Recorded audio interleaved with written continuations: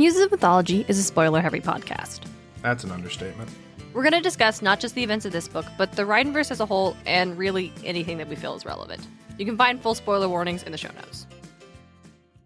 Hero, do you want to manifest something in the universe? He's a sleepy boy. He wants to manifest a fucking nap. Yeah, he wants us to stop yelling. Yeah. Okay, so...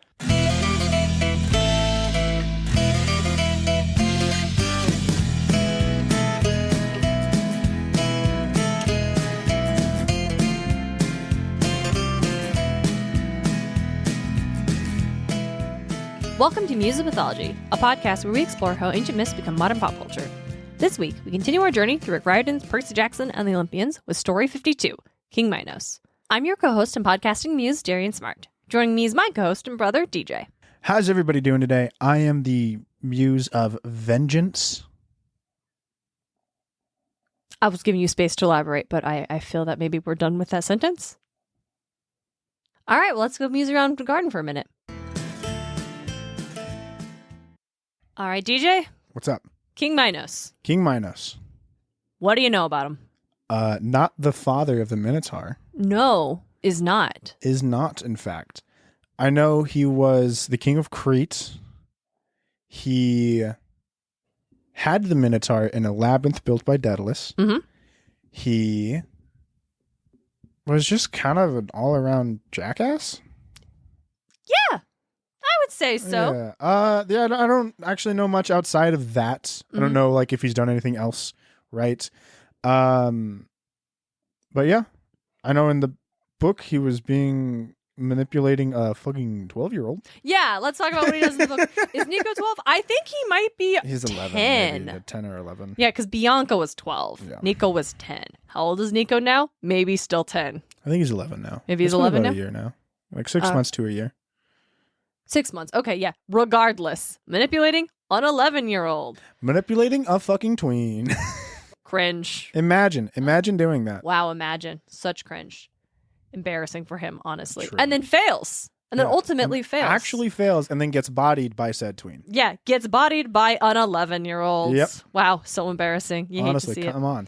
Yeah, that's the thing about King Minos. So the big thing in Battle of the Labyrinth is that he is trying to manipulate Nico because he wants to trade a soul for a soul to come back to life, which is a thing I'm still not convinced would actually work. Hades, I mean, we don't know how Hades is doing. Maybe even Thanatos, right? Just has a bounty on Daedalus. I guess, but like, that doesn't mean someone else gets to like undermine the natural order of life and death. I don't know, yeah. Like, if you bring us his head, we'll grant you a wish, right? Who's to say what it is? I guess. It feels like it's like the way they talk about... We talked about this in the Theseus episode, where I think the consensus was Theseus is not qualified to answer this question. I just think it's wild that Minos would think it would be him. That wouldn't get out of that? Like... Well, his plan was to get to Daedalus and then betray Nico. Yeah, but, like... I'm sure Hades has been watching his kid and being like, yeah, he's making his own, choices, whatever, go on. But I feel like if Minos backstabs Nico, brings Hades the soul of Daedalus in order to come back alive, is like, hey, what happened to my son? Hey, where's my kid? Where's my kid? I'm like, yeah. Hold on a second. I gave him a zombie chauffeur.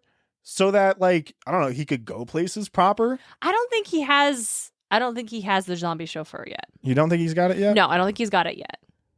I think when do you think he gets it? I think he gets it sometime after Last Olympian and Son of Neptune. Maybe. I think he gets it in that weird liminal space. Maybe. Anyway. Because at this point, I don't think Nico has even met Hades yet. You don't think? I don't think so. He got the Stygian iron from Hades. He's got that sword from Hades, from his dad. No, I think at the book, because he's wandering around alone, and that's how King Minos finds him. I think if he got it from his dad, it wasn't like, because I think even if he got it from his dad, I think it would be like, I don't think it was like Hades handed it to him, but like he got it in the same way that I think Annabeth got her hat. Wherein I don't think Athena ever like handed it to her in a pretty box or showed up at her birthday. I think she just like it that's appeared on her bed one day. But you don't think this fucking teen who has the ability to tween, who has the ability to shadow travel, wouldn't just go right up to his dad? I think he does after this, but I think he ran it. Okay, so here's what. God damn it, this is not a Nico episode. No. So here's what we know what happens. Once Nico confirms that Bianca's dead, and he gets mad at Percy, then the skeletons attack, and he banishes the skeletons, and he's all freaked out. So he runs off, and we know he runs into the labyrinth. Mm-hmm. That's where he disappeared that night. It was in that crack out in the woods that Percy and Annabeth find in Battle of the Labyrinth. So we know he ended up getting lost down there, and that's when King Minos finds Nico alone and teaches him how to use his powers and stuff. I don't think Nico has met Hades yet. I think he meets him following the events of Battle of the Labyrinth when he shows up at Percy's birthday party. I think at that frame point he has. You're right. It would be because Hades actually couldn't leave yet. Mm-hmm. Because his wife was over. He could not go see his child right. of another woman. He couldn't have gone and talked to Nico yet. Persephone's still there. He had to wait until she was busy. It's because it's like summertime. And then he can like set it up. Now I can go talk to my child. Now I can go talk to my kid. Man, I've got big opinions about the fucking Persephone portrayal in this series. It's not great. Oh my god. Okay. Can I just put this out into the universe? I would really, really love it if we could get B. Fitzgerald, who is the author of an upcoming book about Persephone, to be able to come on the podcast and we could interview her and she could talk about her Persephone. Great. That would be really cool. I'm saying this out loud to try to manifest good vibes. Also, if you're going to put something out there, I'm going to put something out there. Let me finish first. Also, listeners. One, you should just follow their content because they do really funny Chaos on Olympus reels. I'm sure you probably already follow them on Instagram or TikTok. You should also follow them anyway for updates about their book, Girl Goddess Queen. It sounds like it's going to be fucking killer. Mm-hmm. Also, maybe very politely at them on socials and say, hey, you should totally like go on Muses of Mythology. I've already subtly been engaging and complimenting their work, trying to set up a rapport of like we know each other on socials, but like other listeners, if you want to like also, talk us up, tell them we're cool. I don't know, whatever. But I'd like to be that kind of podcast that interviews cool other people in the mythology storytelling community. All right, DJ. You get one person to recognize you on the street, and then you're like, I can get all these famous people. I know! Not what I meant! Also, shout out to Ken who recognized me at the climbing gym! You made all right, the thing I'm going to put out there. Okay. Once we get to 2,000 patrons on Patreon, we are going to have a very special surprise for you guys. So look forward to that. So those are two very different things we just put out. Absolutely, but I'm putting it out there, okay? I'm manifesting 2,000 fucking patrons. We get to double-digit patrons, and DJ thinks he can just ask for 2,000. Absolutely. 100%. Let's do it. Let's get there. So King Minos gets bodied by an 11-year-old. That he does. Deserves it. But he's literally like the thing the 11-year-old is actually trained to control. I know, right? So here's a wild thing.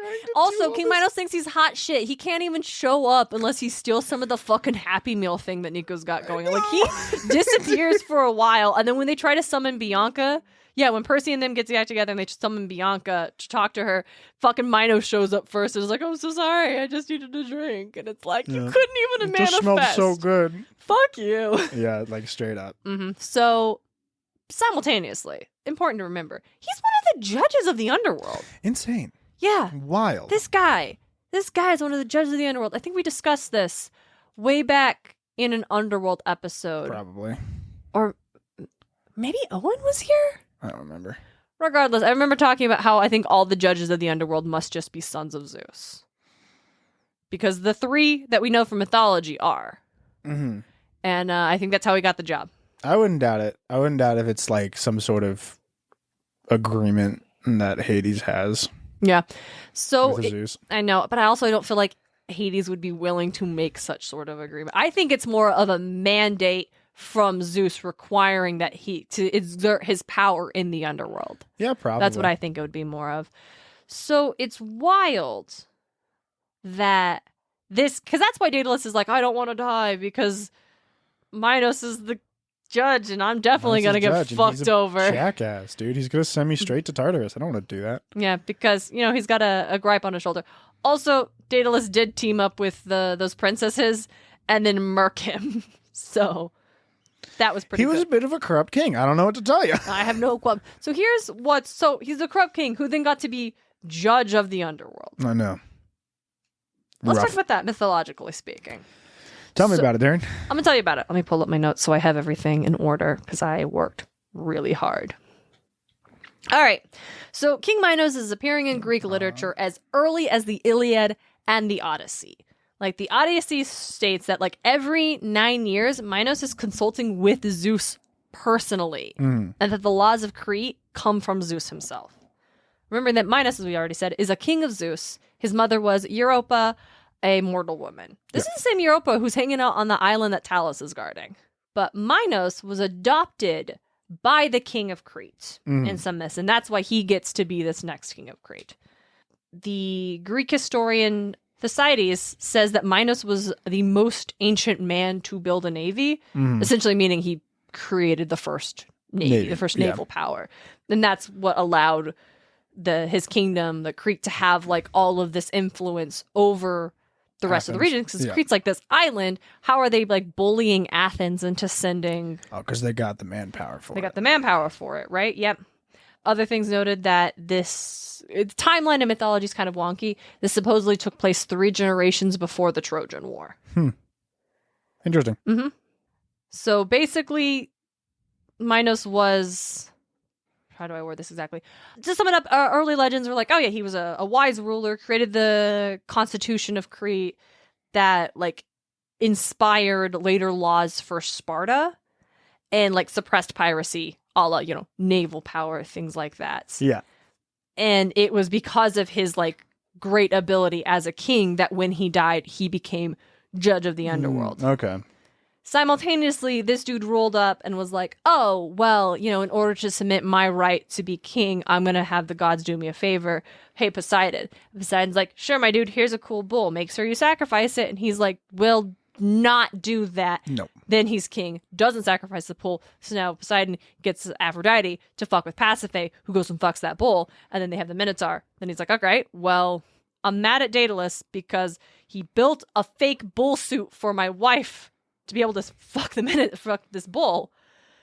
And so now Daedalus is going to build the labyrinth. I'm going to trap him in the labyrinth. I'm also going to get mad when my son dies during some games in Athens.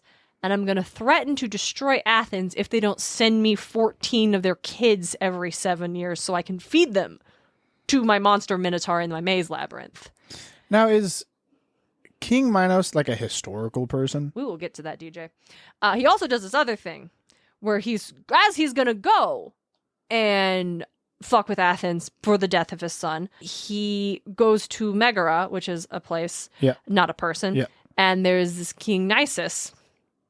And this dude is like, basically the gods have said, you will reign, your kingdom will hold, and you'll have power so long as you don't cut this like single lock of hair that you have. That is like, all of his hair is white now, but he's got one lock of hair that in some sources I saw said that was red, others said it was purple. This feels like a translation thing. Yeah. So one colored lock of hair. It would make sense for purple because purple, just like for the longest time, was just power and royalty.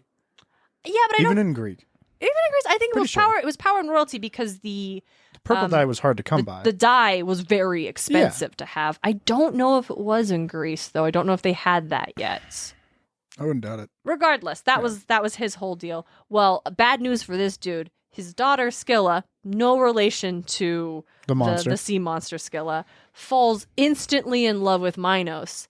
Tells him that either tells him how to beat her father by cutting off the lock of hair or cuts off the lock of hair herself, gives it to Minos. He raises Megara to the ground basically, and then dismisses Scylla for betraying her father, is horrified and disgusted with her. Yeah. So she tries to follow him on his ship. He throws her overboard or just doesn't let her on. Her dad's ghost, now an eagle, picks her up and is going to drop her and kill her. But another god, maybe a goddess of love, who understands she was acting out of love when she betrayed her father, turned her into a bird. And she just spends eternity being chased by her father as an eagle seeking revenge. Anyway, this same guy who got mad at this chick for betraying her father, his daughter's Ariadne, and she falls instantly in love with Theseus when he comes up and does the Minotaur thing. So, some things, it's poetry, it rhymes. Gotta be. And then this same guy's pissed about, his daughter getting help from Daedalus. So when Daedalus escapes, he does travel. So the seashell thing from the Percy Jackson books. Oh, yeah. That's the thing for mythology, which I knew it was, but it also felt wildly out of pocket weird. to me. Yeah. So he does travel around and he's like, I'm going to hunt down Daedalus with that same thing where he's like, if anyone can get a thread to go through this shell without breaking it, I'll give him a great reward.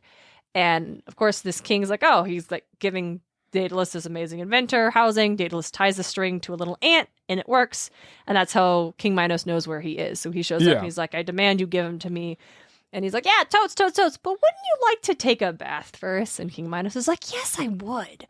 So while he is bathing, Daedalus and then that other king's daughters all roll up. And in the Percy Jackson books, Riordan invented this incredible thing where they throw something in the water and it binds him in metallic ropes. And then he's just, his whole body is vaporized. So here's the thing about that kind of thing, right? Yeah. That kind of metallic rope exists. Yeah. Where if you throw I don't know what the hell kind of metal it's called. Okay. But it's a metal. When you form it while it is cold. Yeah, form it while it's cold. If it's freezing cold, maybe it's, I think it's when it's hot. Okay. You can form it into I don't know, some sort of shape. Okay. Take it out of the heat, bend it however much you want, throw it back into either heat or cold, and it'll just reshape itself right back to where it was. Interesting. Yeah. So I know that there's probably a way to turn that into a trap for somebody in a bath. Probably. Right. So yeah, that's it. In the myths, they actually just pour scalding water over him and he dies. Rough. Yeah. Yeah, that's worse. And then after all that, he goes to the Underworld and gets made judge. I know. There's 2 other judges. And basically he serves as tiebreaker. Right? As much as I don't like Minos, you seem to be kind of a jackass. Mm-hmm. What you just described to me is definitely not nearly as bad as some other shit that Greeks have done. And Greek figures, And definitely this dude was able to track down Daedalus with a puzzle that he knew only Daedalus would be able to solve. Mm-hmm. He has good judgment. You make problem. You make a good point. Yeah. Another thing is that remember how these myths would change based on where they were being told. Yeah. So there's a possibility that in those areas of Crete, you get the legends of the benevolent, intelligent legislator and king. And in Athens, he is the tyrant. Yeah.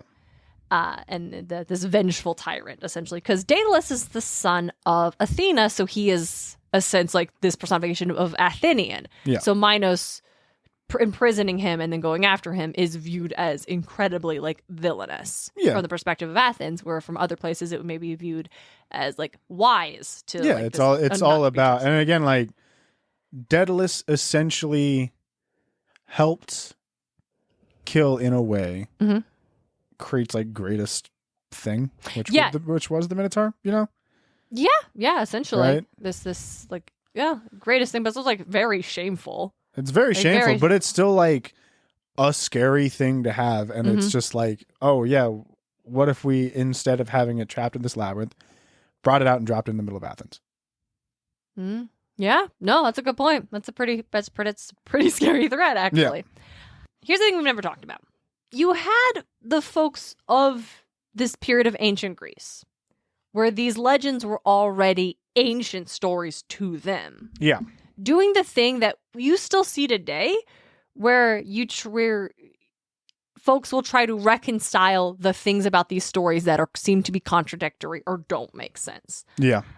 For example, something I actually forgot to mention during our Icarus episode last time is that a version of this is how later, Greek historians would say that Daedalus and Icarus actually escaped, not with these crazy wings, but by Pasiphae giving them passage on a ship and helping them escape, and then Icarus just fell overboard. Yeah, but that's not the point of the story, though.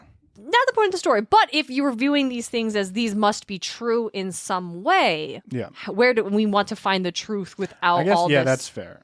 So something that came with the Minos thing is that there are a lot of contradictory elements about his personality, seemingly, and additionally, how he seemed to rule over Crete for a span of what would have been generations. Yeah. And how that just doesn't seem to make sense. So, the way they explain it was that there were actually 2 kings by the name of Minos.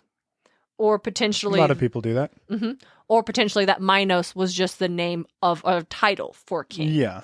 So you had the first Minos, who was the son of Zeus and Europa, and he was the good king.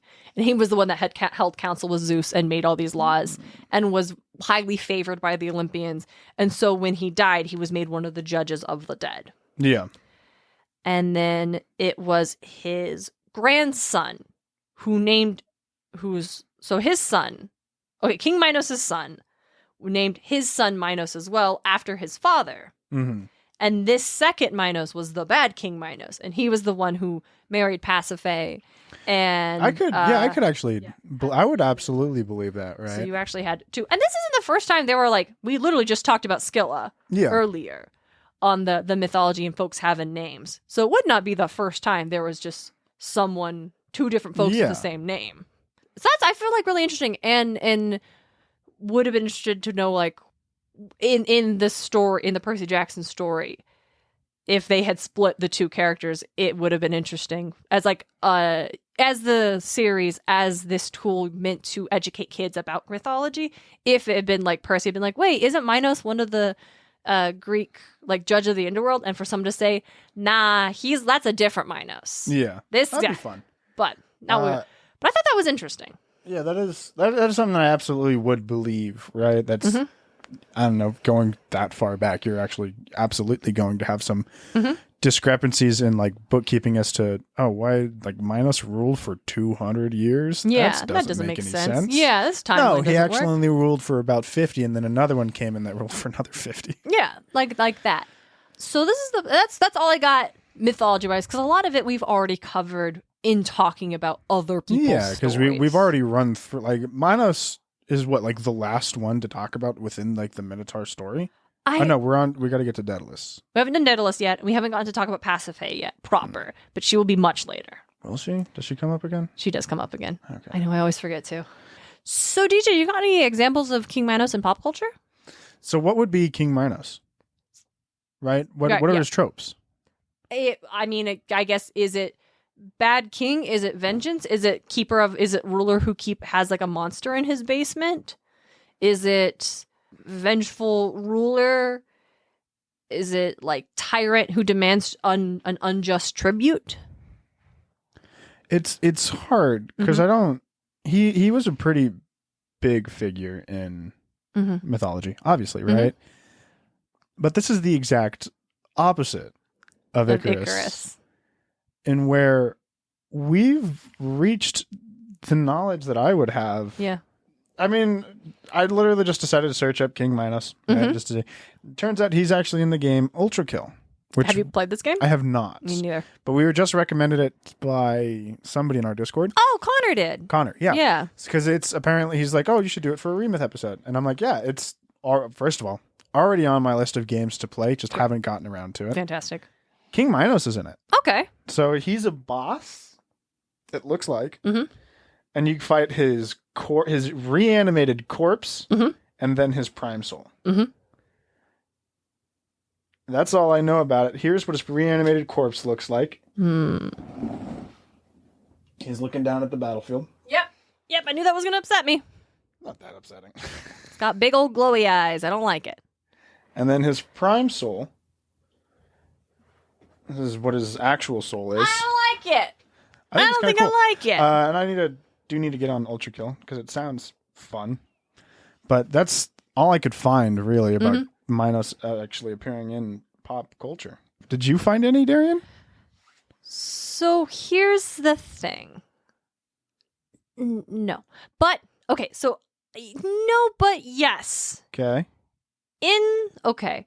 Now, let me do some brief stretches real quick because I'm about to make a pretty big reach. Okay.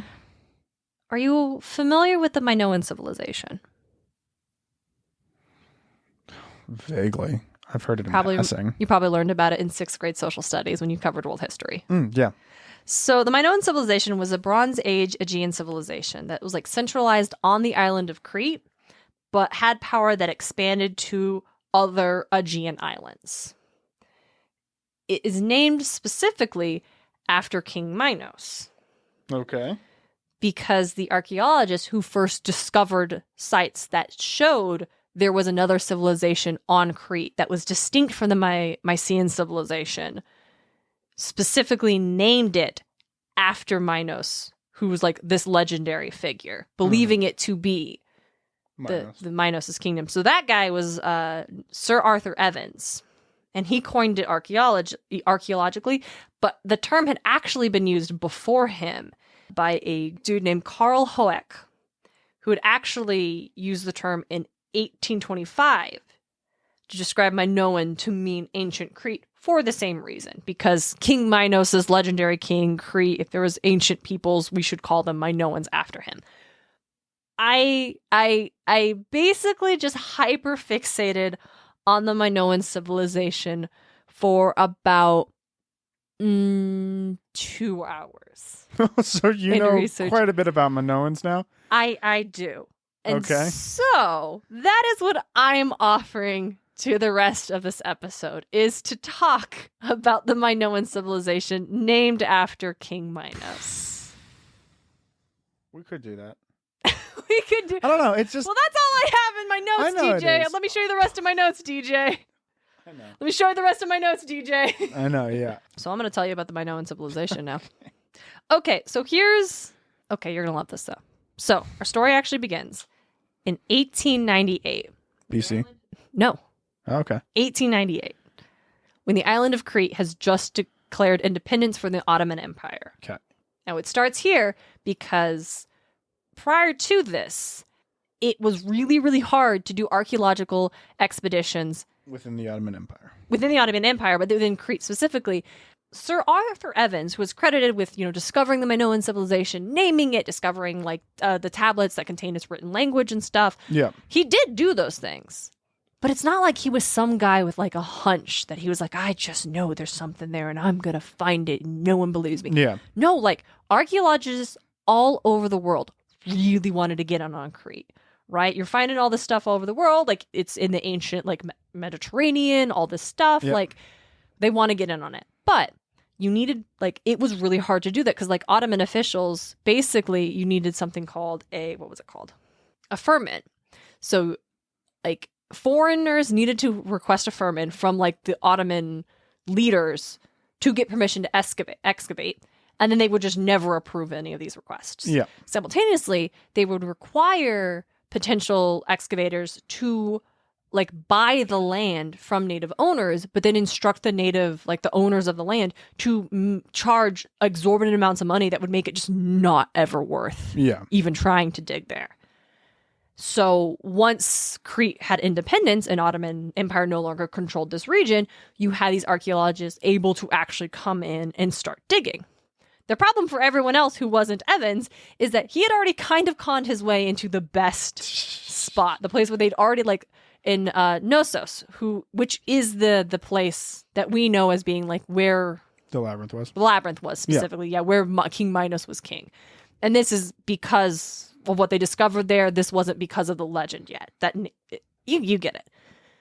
But they'd already found some pretty from what excavations were able to happen, they'd found some pretty good shit in the area, and he was like, that's where I want to dig. Yeah. So he kind of already conned his way into being able to have dibs on that place a couple years prior because he'd been in Crete as a journalist. He was an archaeologist and a journalist. He had been reporting on the religious violence and the issues that were going on in Crete. Yeah. And then he got dibs on this area, but then he bounced and went back to England because shit was popping off. But then when everything calmed down, he was able to come back, buy the rest of the land, hire a team, and then start digging in 1900. And by 1905, he'd finished his excavation and had discovered an entire civilization that had yet been forgotten, essentially. Mm-hmm. Because he dug up this, basically, what he dubbed a palace.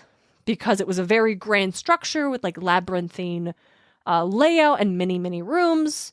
So he dubbed it a palace. This must have been like the palace of King Minos of the labyrinth and stuff. And the art and the imagery and the things he found were distinct from the Mycenaean culture, which was the one that was like the end of the Bronze Age of like ancient Greece and stuff, and would become into Grecian culture. Yeah. So that's why he was like, we need to call it something. I'm going to call it King Minos, after King Minos. Yeah. The thing about that is, it probably wasn't really a palace. Like, it was a grand structure, but it maybe wasn't a palace exactly. Mm-hmm. And we say, oh, King Minos, there was the kings and stuff, because, you know, Egypt had kings and all of like Mesopotamia had kings. But actually, in the iconography of like what we've discovered from the Minos, the Minoan civilization, you haven't actually found anything that is obviously meant to represent a king. Mm-hmm. This might not have even been a monarchy. It's more likely to have been a theocracy based on like religion and stuff. Yeah.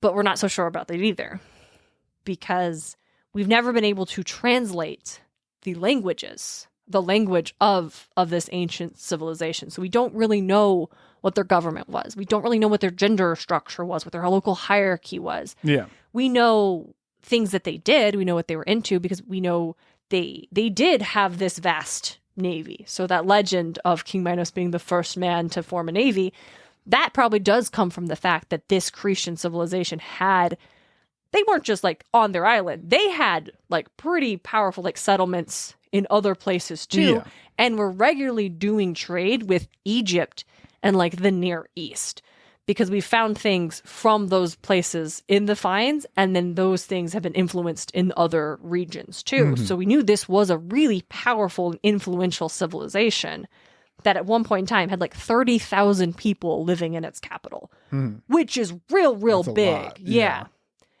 But everything we kind of know about it is just that. It was just guessing, really, just educated guessing based on what we found, based on the architecture, based on figures and art and stuff. We know they were really into bulls because there's bulls all over the place. That's where the Minotaur thing comes from, because Crete was super into bulls, but why, we don't really know.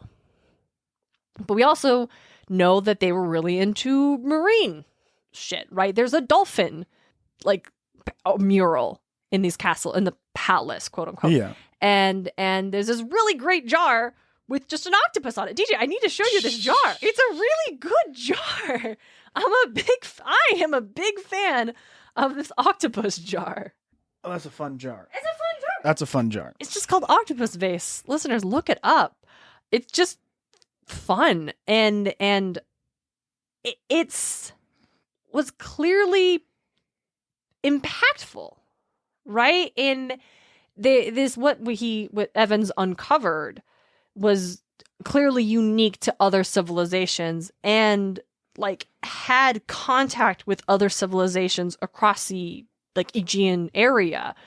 So the structure was like real. Okay, well, I'm going off, but what do I really want to cement? So I'm saying, well, the point I'm making, where it's like, we don't really know.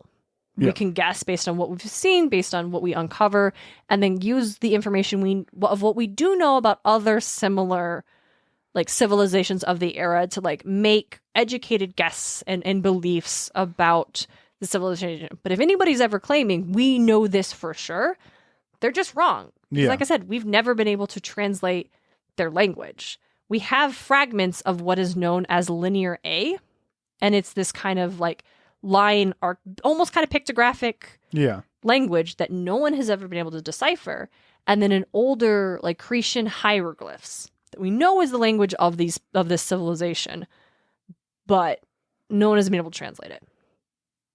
So we don't know for sure. We don't even know what these people called themselves. We called them the Minoan civilization, but that's because they were just right above King Minos, essentially. Well, yeah, that's because in ancient, long after this civilization fell, there was the legend of King Minos of Crete. Yeah, but that wasn't actively going on in this idea we have of like, when you think of Greece and like Athens and Plato and all this stuff, like this was ancient. Yeah, when those guys were running around. So this civilization was already stuff of legends for this culture that was going on. But even though it was like gone. And we don't really know why.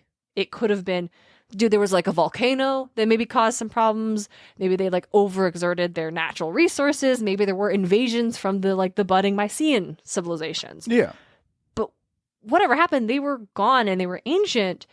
And even though they'd been like forgotten and had to be rediscovered, once they were, like scholars and archaeologists and experts were seeing that their influence continued on so much longer. Yeah. Historian Will Durant described the civilization as like the first link in a chain of Europe. So not to say like after Minoan, then there was Greece and then there was Rome. And that's that thing we like to do where pretend it's a domino effect. But it is so interesting to me that this civilization that we know so little about, in fact, named after a king who probably didn't exist there, over a civilization that appears to maybe not have even had kings. Yeah. But was so thoroughly impactful in the overall development of Europe as these like growing, transforming civilizations with like interconnected cultures and those kind of things. And I just thought that was really interesting. It is interesting. And there wasn't another time. Honestly, for me, it's the most interesting thing about King Minos is that this civilization is named after him. That's fair. There really is just not a lot on King Minos. No. So that's why I was like, I'm going to use this. I like went off of a tangent and I'm like, well, I'm going to use this to really talk about what makes this so cool. And I do think it's cool. 'Cause it's neat that this stuff still exists, even if we don't understand it. Even if we like have this language and can't translate it. And honestly, what I was reading suggests that even if we could read it, it might not tell us a lot about their culture because it could just be records of like storage shit. It really could just like we'll translate it and it'll just be like 5 cases of olive oil. 4 barrels of saffron. Like it could be nothing. It's not like it's the Rosetta Stone that was like a marriage decree that told us a lot about, just happened to tell us a lot about this like pretty important cultural moment. Yeah. But it's cool, I guess, for me to think that there are still mysteries about this earth. Mysteries about civilization that we don't know everything. And we might not know everything, but that's where our ability to tell story comes in. That's where the idea of King Minos and the Minotaur and Theseus and Daedalus. Yeah. That's where those pieces come in because we know there's something there. And we know it fits in with a bigger story of ourselves and everything. So until we can really figure it out, here's the story we're going to tell ourselves so we don't forget it's there. No, that's super fair. My favorite mystery about this earth of ours. I'm so excited for what you're going to say next. Is in fact the crystal pyramid in the Bermuda Triangle. Okay. Well, you've just taken us to places. Now, at the very least, when I had heard about this thing, it was real. So I found a Snopes article. Okay. Yeah, this is false. I'm sorry. Damn. Do you want me to cut all that? No. Oh, okay. Yeah, it was a crystal pyramid discovered in the Bermuda Triangle. Stories about submerged crystal pyramids remain popular in paranormal circles. Ridiculous. False. Ridiculous. Yep. I mean, there's a lot of just fun and interesting stuff about this earth. Right? Yeah. Like, it's really great. Tell us what your favorite mystery about the earth is. Mm-hmm. Or old archaeological cool stuff. You can either do it on Instagram where Darren will answer or Twitter where I probably will answer. Probably will. Or you can email us. Email us. We're open to communications. Yeah. Or join our Patreon and then join our Discord and you can get direct access to me and Darien. All the time. All the time. Also, is there some depictions of King Minos in pop culture? I'm sure there are. We totally missed. I mean, I'm sure there are others, but honestly, I was like, I'm less interested in this than I am about using this as an excuse to talk about the Minoan civilization. That's super fair. So, I don't blame you. yay. All right. Well, thank you all so much for listening. We will be back in your ears on Tuesday, January 31st to talk about the Sphinx. It's going to be fun. And until next time, don't be like Zeus. Don't be like Zeus.